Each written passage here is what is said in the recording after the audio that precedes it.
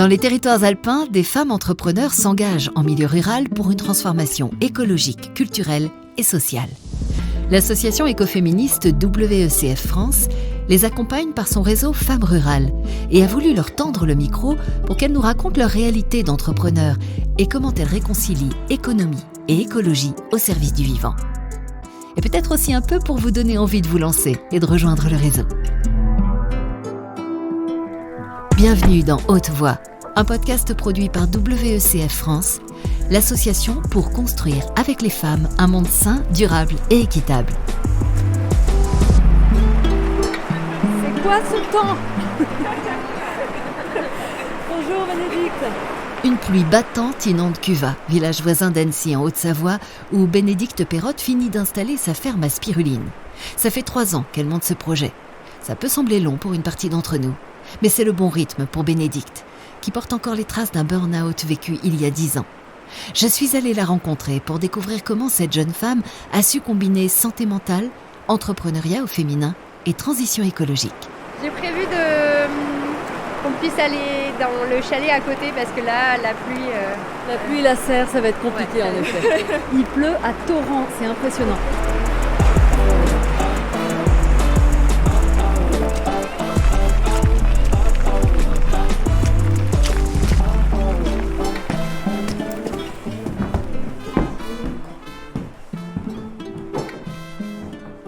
Je m'appelle Bénédicte, mais on m'appelle Bédi. Et j'ai un parcours à la base, une formation d'ingénieur en biochimie. Donc c'est l'étude des micro-organismes qu'on ne voit pas à l'œil nu, et notamment les bactéries, les levures, les microalgues aussi, comme la spiruline. Et j'ai pendant 10 ans étudié les micro-organismes pour développer des procédés de biocarburants et de bioplastique. Donc j'ai travaillé dans une grande entreprise. La vision stratégique, c'était plutôt sur les quantités à produire de biocarburants. L'enjeu, c'était vraiment de dégager une certaine rentabilité et des volumes. Quand on a besoin de grands volumes, on a besoin de beaucoup de matières premières, beaucoup de sucre, et on doit aller les chercher sur des grandes distances. Et du coup, on était sur des grands modèles, grandes usines, tout était grand, voilà. Et pour moi, les micro-organismes, l'avantage, c'est qu'ils sont hyper spécifiques. Par contre, l'inconvénient, c'est que pour les cultiver, il faut faire des petites structures si on veut rester écologique. Voilà, c'est ça quand je décris les enjeux, les raisons qui m'ont poussée à partir, c'est que je ne me retrouvais plus sur ni les objectifs de taille, ni les objectifs tout court. Je me suis essoufflée et j'ai plus voulu accepter cette façon de travailler. Donc, je disais sur les enjeux stratégiques, mais aussi humainement.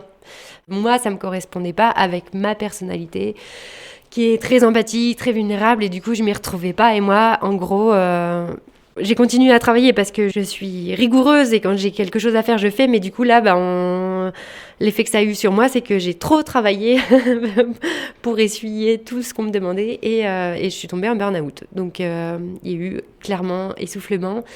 J'ai eu du mal à prendre conscience que j'étais malade. Ça a mis du temps, et le jour où j'ai accepté, c'est même la médecin qui m'a dit il faut s'arrêter là. Donc voilà, le jour où on a mis le mot sur la maladie, il faut partir.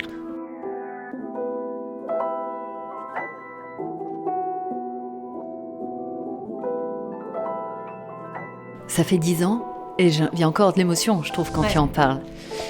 Oui, parce que quand on part en burn-out, dépression, on met les mots qu'on veut bien, il y a quand même, d'après, là je cite le médecin, mais il y a quand même une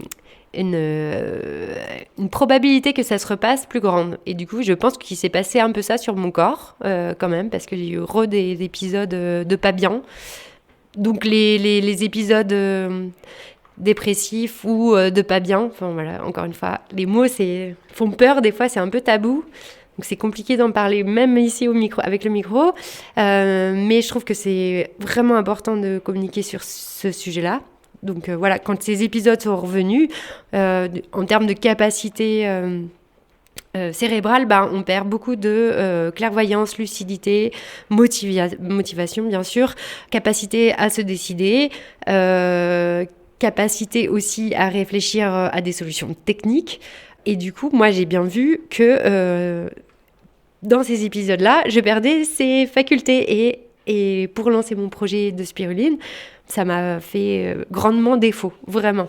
Vraiment, j'ai eu des épisodes où ça a été très compliqué, donc des périodes de mou, que ces moments ont été longs, et donc ça explique pourquoi aussi mon projet, ça fait 3 ans que je le mène, et que j'ai toujours pas fini de construire le bassin. Bon, ça arrive bientôt, mais voilà, je sais que j'ai été longue par rapport à d'autres collègues. Je peux me comparer, et je me flagelle pas, et je culpabilise pas, parce que je sais que j'ai eu des moments difficiles, et j'ai essayé dans ces moments difficiles aussi de comprendre, de mettre en place des petites techniques pour me motiver à aller mieux.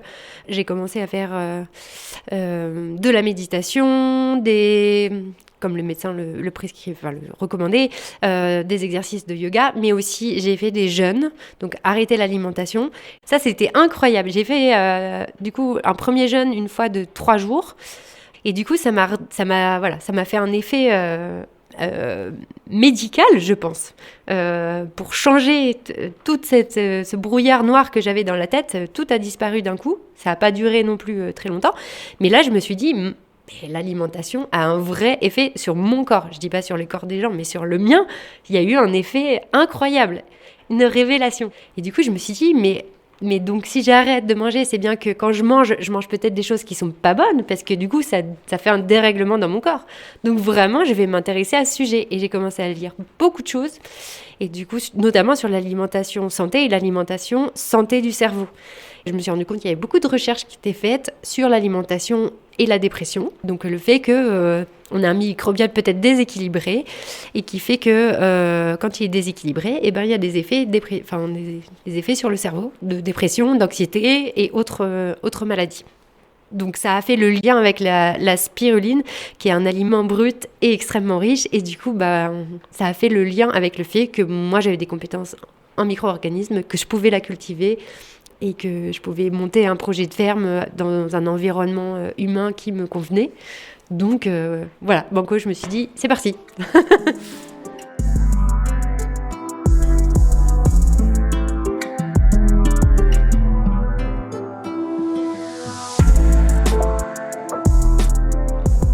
Il y a beaucoup d'enthousiasme quand tu parles de la spiruline. Pourquoi tu crois à ce point dans ce produit ? C'est une bonne question. Tout simplement parce que pour moi, l'alimentation, c'est l'enjeu du XXIe siècle.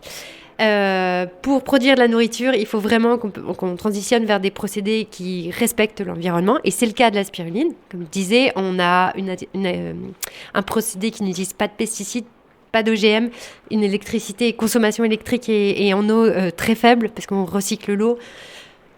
Il nous faut aussi, pour cette alimentation, répondre à nos besoins de santé. Donc voilà, à l'instar des aliments ultra transformés, allons vers une alimentation qui est plus riche et qui permette d'être en bonne santé. Et puis aussi d'être résilient si jamais il y a des problématiques, des tensions géopolitiques qui nous amènent vers des guerres ou des pénuries dans les magasins. On veut pouvoir produire en local un aliment qui répond à nos besoins nutritifs.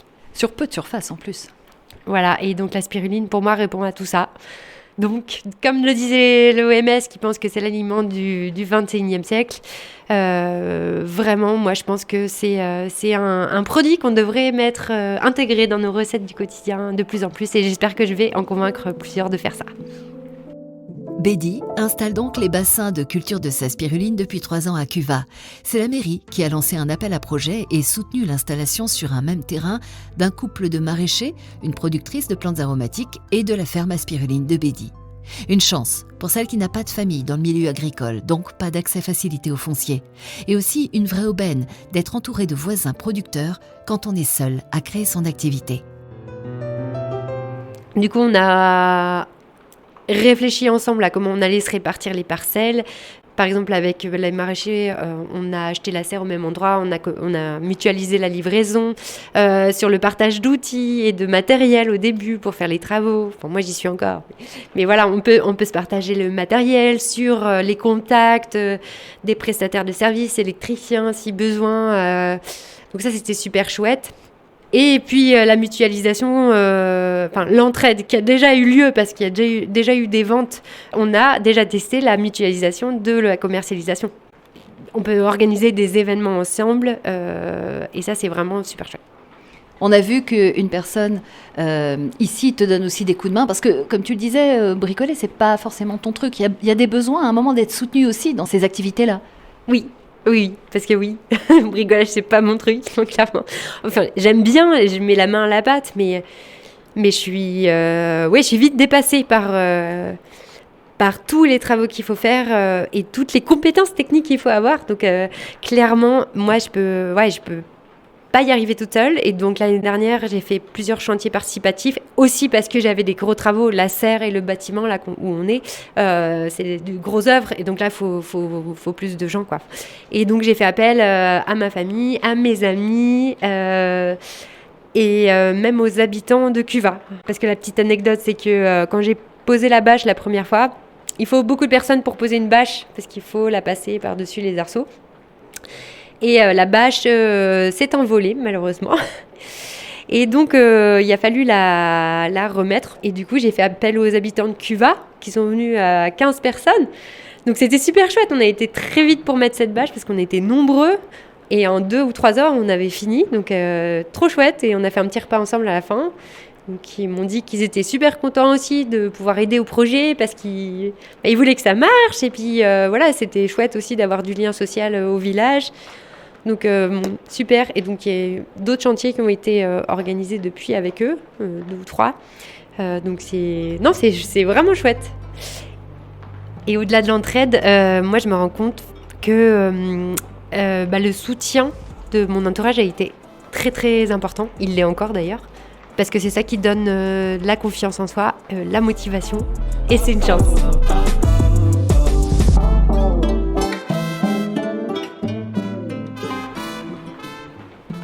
J'ai l'impression que tu as accepté en fait d'être vulnérable, d'avoir besoin d'aide. Tu as accepté de ne pas pouvoir tout faire toute seule, parce que c'est énorme aussi de faire seule, dans un environnement où souvent on met en avant de super-héros, super-héroïnes qui sauraient tout faire tout seuls et qui seraient hyper performants et qui devraient l'être. Oui, je suis tout à fait d'accord avec ça. J'ai accepté, vraiment, c'est ça. Je pense que j'ai accepté de ne pas savoir tout faire. Après, de ma personnalité aussi, j'aime la force qu'on peut avoir dans un groupe. Le 1+1 = 3. Quand on est plusieurs à réfléchir sur une problématique, on peut faire des choses incroyables. J'aime l'idée de communauté, j'aime l'idée de travailler ensemble. Donc oui, j'accepte et je pratique souvent la demande d'aide. Et je trouve que une fois qu'on sait le faire, il y a un échange qui est tellement enrichissant parce que c'est pas que dans un sens. Il y a de l'aide qui arrive, mais à l'inverse, déjà on redonne de l'aide dans l'autre sens. Donc on partage des moments. Et puis du coup, en termes, encore une fois, de moments humains, moi, je trouve qu'il y a un partage incroyable, des moments qui restent gravés dans ma tête à jamais et des choses que je suis... pour moi, c'est ça la vie, c'est partager des moments et faire des choses chouettes ensemble. Et quand je racontais qu'on avait fait des chantiers participatifs, c'est les meilleurs moments que j'ai vécus dans le projet, mais vraiment. Les moments où on était tous ensemble, on accomplit ensemble et ça, c'est chouette, tout le monde est heureux. Je trouve ça génial parce qu'on ne peut pas être parfait sur tout, donc... si on peut travailler ensemble, go. C'était Haute Voix, des rencontres avec des femmes inspirantes dans les territoires alpins. Un podcast produit par l'association WECF France. Retrouvez toutes les informations de l'association et du réseau Femmes Rurales sur wecf-france.org, dans la newsletter de WECF ou le groupe Facebook Femmes Rurales. Quant à nous, on se retrouve dans un prochain portrait de Haute Voix sur votre plateforme d'écoute préférée. Si vous avez aimé ce podcast, vous pouvez mettre des étoiles et le partager.